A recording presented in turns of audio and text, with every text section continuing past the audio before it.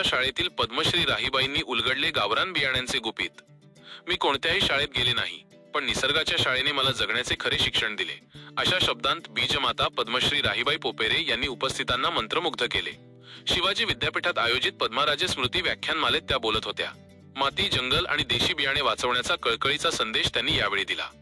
राहीबाईंनी आपल्या तासभराच्या ओघवत्या भाषणात रासायनिक शेतीचे दुष्परिणाम मांडले. त्या म्हणाल्या, आज आपण पैशाने विष विकत घेऊन खात आहोत. पूर्वी रानभाज्या आणि कंदमुळे खाल्ल्याने लोक निरोगी होते, मात्र आजची पिढी पारंपरिक अन्नापासून दूर गेल्याने आजारी पडत आहे. प्रत्येक घरात किचन गार्डन असावे आणि सण उत्सवांना झाडे लावून बियाणे भेट द्यावीत असे आवाहनही त्यांनी केले. आपल्या भाषणादरम्यान त्यांनी रानमेव्याचे महत्त्व सांगणारी 2 गाणीही सादर केली. कार्यक्रमाच्या अध्यक्षा प्रभारी कुलगुरू डॉक्टर ज्योती जाधव यांनी राहीबाईंच्या कार्याला विज्ञानाची जोड दिली.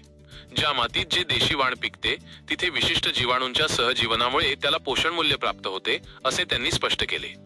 या कार्यक्रमाला कोल्हापूर जिल्ह्यातील शेतकरी, महिला, विद्यार्थी आणि नागरिक मोठ्या संख्येने उपस्थित होते. कुलसचिव डॉक्टर विलास शिंदे, डॉक्टर भारती पाटील आणि डॉक्टर आसावरी जाधव यांनी राहीबाईंच्या कार्याचा गौरव केला.